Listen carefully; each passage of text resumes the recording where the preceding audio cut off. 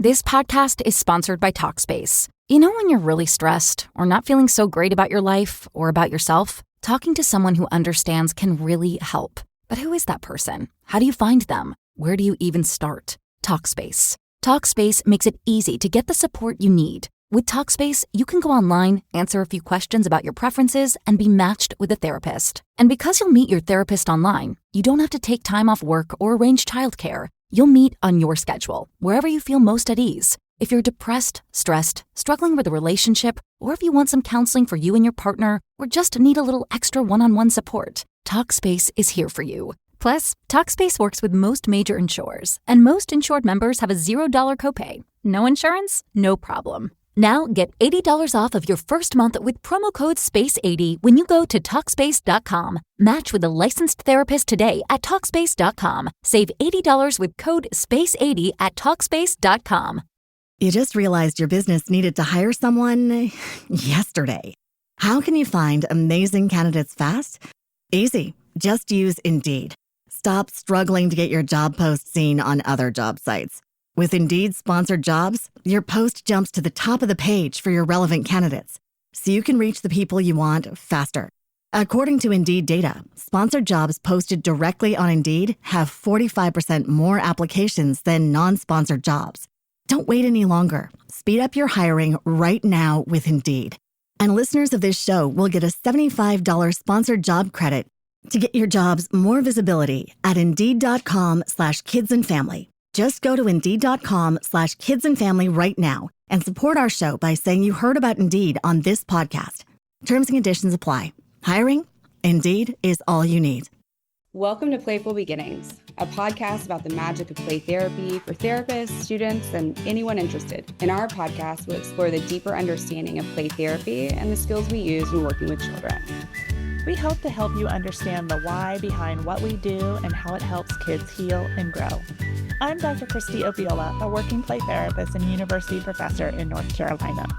I'm Dr. Maggie Parker, a play therapist and professor in DC. Hey, Christy. Hey, Maggie. I got you right as you... I'm so sorry. You put a cookie in. How are you today? Good if you've got a cookie. I know, right? Now I'm better. Just kidding. I mean, I think that... Time management, I've got to take every little opportunity. Sometimes the days are full. So I'm doing well. Thanks, Maggie, for asking. Yeah. So we were talking about, we're doing this skills series, right? And we've done the reflective responding, which is the tracking, the content, the feeling. We've done choice giving. And today we're going to talk about limit setting, which tends to be one that students and supervisees have a lot of, I don't even want to say fear, but maybe anxiety. Sometimes this can feel like one that you can't necessarily prepare for because we can't predict what a child's going to do in the room. And so there's a little bit of unpredictability. And so I think that today what we can do is talk about a little of what this is and why we do it. And then later we can go into the how. I think that sounds like a good plan. I know I have a lot of students and supervisees who struggle with limit setting because for them, sometimes it feels counterintuitive to those 6 core conditions or the therapist's attitudinal conditions that they feel like they need to let a child do anything and everything they want to do. And internally, they have a lot of conflict about the child doing everything and anything they want to do. And so it kind of collides. And so limit setting is such an important skill that many therapists, new, older therapists, can struggle with. So I think it's a great topic for us to cover today. Yeah. And I think too, for our teachers and even our group leaders, right, that we learn in group is that you kind of set and establish ground rules on the first day. And that's very different than what we do in CCPT. So inherently, by inviting kids into the room, we are setting a loose limit of a lot of the ways that you would like, right? So that's like already kind of like setting them up that not everything goes. But then how do you kind of describe what limit setting is. And I also recognize it's hard to say what it is without the purpose. So we'll try and Yes. distinguish them. Yeah. So for me, it's a therapeutic skill that helps ground children in the playroom. It helps them explore their feelings, experiences, and choices, desires, and wants in a safe and nurturing environment. Yeah. Yeah. I think that's really a big point of limit setting. And what it is this is not in any way limiting the emotional expression of a child, that all emotions are acceptable. And not all of the ways in which we express our emotions are acceptable. And I think that resonates even as adults, right? Like we can't just go around punching people in the face if we're upset. We have to find ways in which we can sit with those emotions, trust ourselves within those emotions, and then be able to express them in ways that are pro-social. And so I think that's a similarity. I think it's also very different than how maybe we come into being a counselor or a play therapist and understanding how to help children kind of get grounded in, getting themselves under control or taking responsibility or decision making, that we often use like punitive or adults often use punitive or like control seeking, like they want to control the child. So this is going to feel very different. For many, because the goal is that's not what we want to do. We really want to give the child the chance to express themselves, and respect their autonomy within in the playroom and in relationship with us. And so it is going to feel a little different. And it goes back to that core belief we have about children, that children have the ability to do this and the capability to do this. So we want to give them that opportunity to practice that in the play space and in relationship with us. And I think that's a really good and important point, because I think a lot of times, and I just taught this last Saturday, was, but what if they don't? Right? How many times do I have to? And I don't want to go into the how we do this, but it is an inherent belief that they are capable and can bring themselves under control. And that's a really big component of what it is and how we kind of express that. I think limit setting also allows for a lot of predictability within the space, so that the same limits that are set one day are going to be set the next. And just like we are showing up predictably, the toys are in the same space, the room is predictable. What you can do in the room is also predictable. And so if you set the limit one day, you're going to set it the next. And I think that's really important. And well, I think it helps kids know sense of consistency and you responding in the same way, that, oh, okay, so in this space I can or cannot do this. Just like when we allow them to do things, right? And Maggie and I want to share, we only set limits when they're needed. So I think that's an important caveat within child-centered. We don't go in with a list of ground rules. We don't share those ground rules with children, because that implies that they are not trustworthy or they won't behave in ways, or it's my need to control the environment. And so in supervision, we do a lot of the, okay, why are you thinking you need a limit here? What's going on for you, right?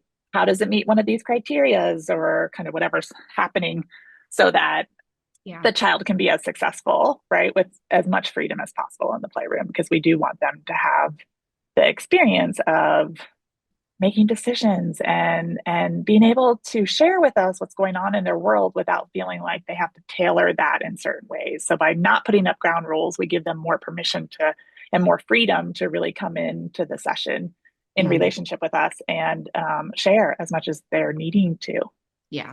And I think that's really important. And you kind of touched on a little bit more about like what they are, and that is how we kind of identify for ourselves when a limit might be needed. And so I kind of think about it limits to protect the child, right? Yep. So their safety, my own safety, so to protect myself. And I would say both physical safety and emotional safety, because often when we talk about safety, people think only physical safety, but we also need to make sure, right, we're not harming the hearts of the children that Mhm. we work with too. So we want to be mindful of both sides of that.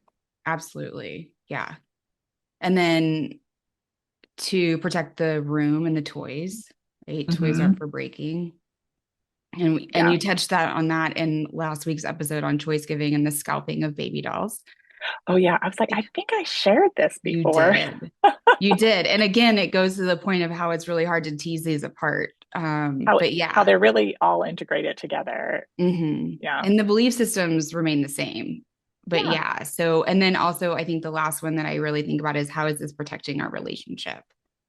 Yes. And so wanting to make sure that if from a child center perspective, we believe that the relationship is both necessary and sufficient. And so therefore we Hmm. need to be able to honor that and protect that relationship within that space. And I think when we Yeah. go into the how, we can kind of explore what that might look like or how it might present itself within the session. Well, yeah, and when we are setting limits, we're really focusing on behavior. Yes. And I think that's an important when we start talking about the therapeutic relationship, right? It's really about preserving the relationship between the child and myself, or you and the child, or one of our listeners and a child that they're seeing, that we don't want to take away that unconditional positive regard Yeah. that, really grounds us Yeah. That's in a the session. foundational. Yeah. I also think limits help kids maneuver that, like, I need, I have this impulsive focus to do something, and to be more mindful of like where they are, what they're doing in the playroom, so they can kind Mhm. of practice that, because we don't always get to do what we want. Or if I have like a desire for something, I can't, go to Maggie's house and eat her lunch. She would probably let me, but like I really, shouldn't, and then leave her with no food in her house. That would not be kind to her, right? And so, like, sometimes I will have desires, thoughts, needs that I'm trying to get met, but I'm doing it in ways that are harmful. So limits help kids learn how to regulate that, and Mhm. manage those impulses, as well as sometimes managing the emotions that they might share in the playroom, and depending on how they choose to share it, right? Because we're really focusing on behavior. So if they're throwing things at me because they're mad at me and they could hurt me with what they're throwing, I'm going to set a limit on that behavior. Right. And I think that's also, I hear sometimes with parents, or even when I'm working with like school administrators or teachers about this. And well, if they do this in the playroom, they'll think that they can do it everywhere. And one, I think Oh, kids are really good at, and I don't mean to appropriate this word, but code switching. They know that how they have to behave in school is different than how they can behave at recess, which is different than on the baseball field or whatever it may be. So they're able to differentiate between those things, but also limit setting helps ground in that reality and in some ways models and imitates what that looks like outside of the space. And so I think mm-hmm. limit setting is a really great way in which we can say like it is very much grounding in reality and helping them bring themselves under control within those spaces and make choices for themselves. Yeah, So I yeah. would agree. Okay. How are we doing? We do the whats? Did we cover? I think I so. think so too. So then if Yeah, we go to I think we could. why, So and I why think we set that's limits? really grounding it. Oh my gosh. I feel like I should set a limit on my cats right now. You really want to play, and now is not for playing. You can choose to be quiet. Or That's they can not a choose good to limit. play upstairs. Yes. I'm like, golly day, these kitty cats. The other thing I want to say about limits from a child centered, it's not about having kids not get their need and desires met. It's about how can they do it in ways that is acceptable for everyone, Mm-hmm. right? If that's society, if that's you in the relationship, if that's you're in a school doing play therapy, and you know that this behavior wouldn't be acceptable outside of your playroom, right? Like, we're going to ground our realities there. So our goal is not to just stop the desire the want, the need for the child. It's really about helping them redirect it in ways that they could get those needs, wants, and desires met in appropriate ways. It's not about controlling the child. It is about the child being able to develop some self-control. And again, I think it's important that all emotions are acceptable. It's just that perhaps not all the ways in which they're expressing them. And I think that's a big part of that. And so if we go to really think about it, and this is the philosophical, this is you.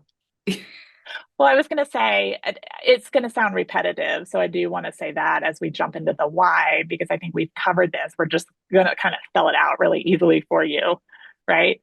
The first one is for safety.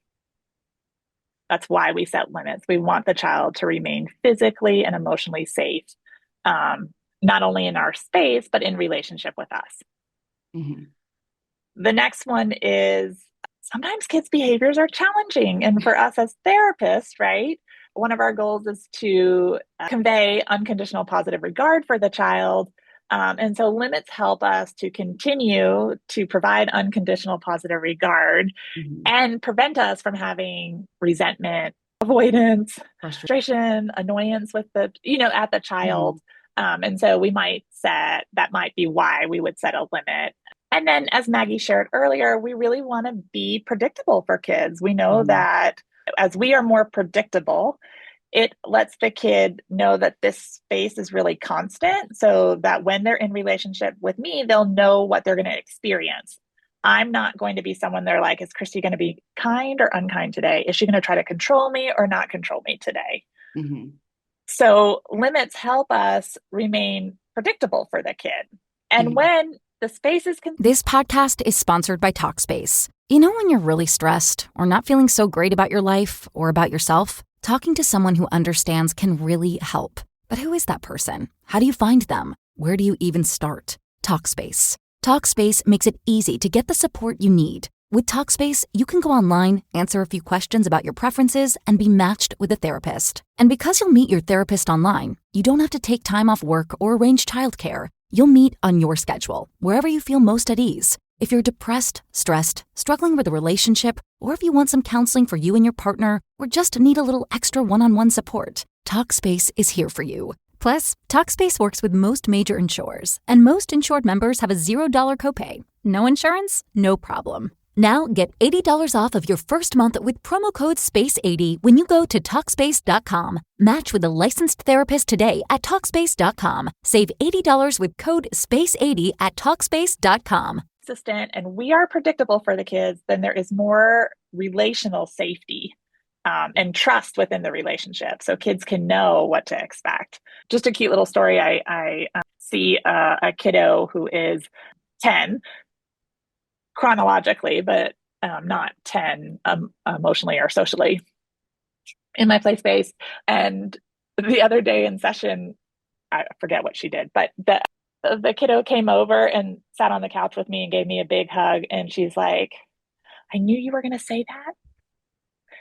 And I always know when I'm in space with you that you're going to, like, she didn't say exactly that when I'm in space with you, but when I'm with you, I always know what you're going to say. And I always know how you're going to respond to me. And you always love me no matter what, because that's their family reads no matter what a lot. And I was like, okay, I'm doing my job.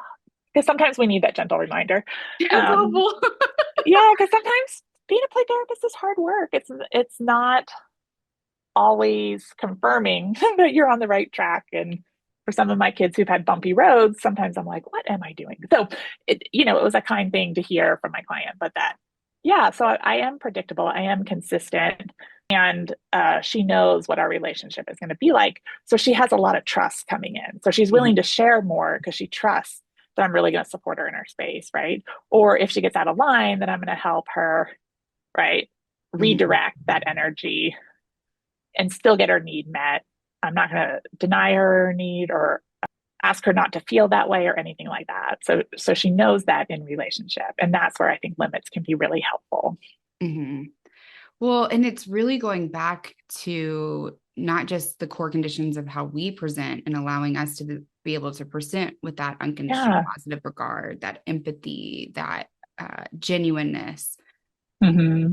but also really the belief and trust in the child's innate capacity, that I am trusting that this child is capable Yeah. and that they can do that. And that through this experience and with the limit settings, they're developing that recognition of personal responsibility, of self-control, of choice Mm-hmm. making, that I have this very strong innate held belief on their capacity. And that is another way of demonstrating this belief system, even when, quote unquote, some of the behaviors aren't okay, that you're still conveying that through this skill. Yeah. And I don't have to set limits all that often. No, again, I think we've shared this on this podcast, right? Like for some kids, you might have to set a lot of limits, and some kids you may never set a limit, or maybe you Right. set one in a blue moon. It really is going to be dependent on kids, why they're coming to therapy, like what their needs are. It might help them maneuver their home life, school life, right? Where maybe they are having more difficulty or there's not a lot of safety for them in those Mhm. spaces. And so, that this can be helpful because then they're going to figure out how I can practice those things in playtime, which is what I often see kids do, is that they really want to share their world with us. And so they may show how their outside world, how they experience and how they perceive their outside world, which might need a limit, right? Especially if that outside world doesn't feel safe, which might confirm for the child, oh, this is why I was feeling this way. Mhm. It wasn't that I'm bad or I did something wrong. This is just not safe, right? And here's Christy letting me know that, okay, what I was feeling was accurate, right? So really that empathic understanding and lack of judgment about what they're doing Mhm. can be brought into the space. And then I can learn how to maneuver that outside of here while while practicing. I don't want to say role playing because it's not intentional. We're not doing anything to initiate it, right? The child is doing. I'm gonna I'm gonna play this out several times to figure out how to maneuver my world. Mhm. And how it feels and where my Mm-hmm. capacities are, where my struggles are, where, Yes. and all of those are playing out within the limit. Mm-hmm. And it's really, I think, awesome to watch and to experience in relationship with children.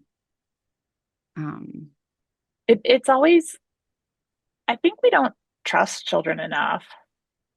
And when you give them space to really trust them, it feels really magical when they are able to regulate themselves, when they're able to still get a need met and figure out how to do it, maybe creatively. Or mhm. when we talk next week about the model we use, sometimes there is a little guidance from us on maybe how to get that need met, but providing them with a little bit of support with that can really then help them flourish and, grow to their greatest capacity. And I think we didn't kind of talk about this beforehand as we were preparing for this, but also this can be used and conveyed within classrooms and at home. I do think when I talk to parents, I share a lot about, yes, the why and the purpose, and that you're probably going to have to set limits over and right. Like, so the limit of people aren't hitting has remained the same for the entirety of my children's lives. And yet 10 years in, we're still talking about it. But they're not hitting as Right. frequently. There's probably a reason in the moment that they hit, Yes. and they may not have the words to convey what they're needing, wanting, Mm-hmm. emotionally, expressing. And so, or they tried it, it didn't work. And so now they're going to go to, you know, Yes. a physical way to express, to let someone know that they're upset or hurt or mad or whatever, if hitting And is the issue, I or do think attention it's seeking. attention seeking, right? And I think that that's important to convey when you're working with parents and talking to parents. Also, I think to your point about it's happening less frequently, also the location of where it's happening. It's not happening in the classroom. It's not happening on the ball field. It's happening between siblings who have unconditional positive regard in some ways for each other.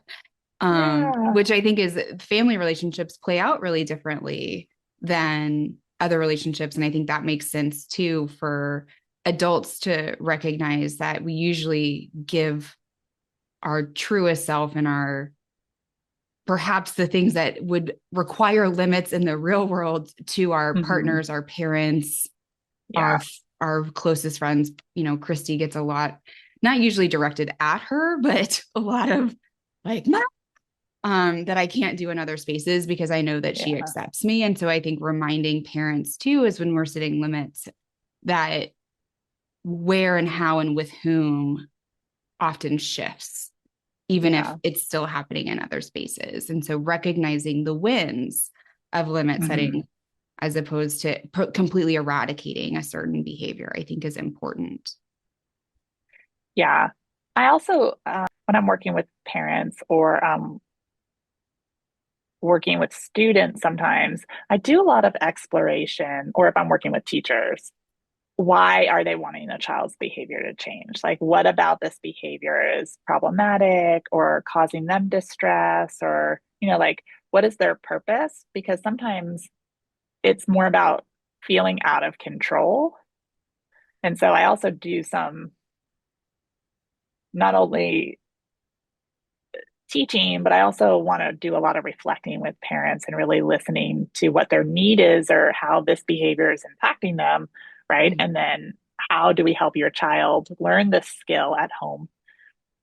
Because you may have to use it repetitively, but then how do you stay in a place where you can really accept your child, not have resentment or frustration, or want to control their every move, right? And sometimes limit setting in a desire for them to have a sense of like sanity and safety. Yeah. They go towards control. So I do also talk about that when I'm talking about limit setting, because I want them to understand that it's not about controlling the child. It's about the child learning to control themselves. Yes. Because you can't always be there with them. Right. Right. And so this is a skill we want to help kids develop. And I so think that when, oh, go ahead. No. So when things happen later in life, they know what it feels like to make decisions. They know what the responsibility of their behaviors and decisions look like, right? We just get to do it in pint sizes. Instead of really big things, we get to do it around really little things, which are, developmentally responsive, and they get to make those decisions for themselves at earlier ages. So when they get big and grown up, right? They can have a lot of autonomy and also, a lot of respect for others, just like they have respect for themselves. So, yeah. And I think that was what I was going to say too, is when I'm talking with parents, sometimes they'll bring in like, well, how is it that they're doing this in your space, but not with me or not at home? And so really trying to reiterate, I'm different for, in lots of different ways. And I see that very clearly within my role, both as a play therapist and a parent, is that having someone in a space with one person in strong relationship with focused attention and intent in those moments for 45 minutes is very different than when you're at home and all of what life brings and those responsibilities in them. And there's the fear of like, what if I'm raising a bad kid? Or, at least those are fears that I have consistently. And also it's like, sometimes I'm just like, put on your shoes. Because I don't have time for this today. I don't have time for it. And so I really try and remind parents of the differences in those, and that sometimes there are like things that just have to happen. And also and we'll go into when we do the how, I'll share examples of how I have let my children make, set limits, and they chose something that they then had to, experience what that was like, what that choice was like for them out in the real world. But I do try and really reiterate all of these points with parents when I'm explaining what it is that we do, especially when they have fears around, well, if they can do it there, what does that mean? Do they think they can do it everywhere? And then also when teaching them skills, the skill to use at home. So I think those are also pieces to consider when you're expressing, because we have to be able to express them to parents as well. No, you're absolutely right. I know we're getting close to the end. So I wanted to just briefly, I cannot speak today. Sorry, everyone. I just want to briefly review, right? Why we set limits, what the purpose is, and then just highlight one or two things, right? Yeah. So now that I said that, I'm like, why do we want to set limits? We set limits to ground in reality and protect the safety of the child, the room, the relationship. We set them to honor their emotional expression while identifying different behavioral expressions of those emotions. So to honor that safety with a trust for autonomy and their capacity to bring themselves under control. Yep. We want to do it in a really predictable way.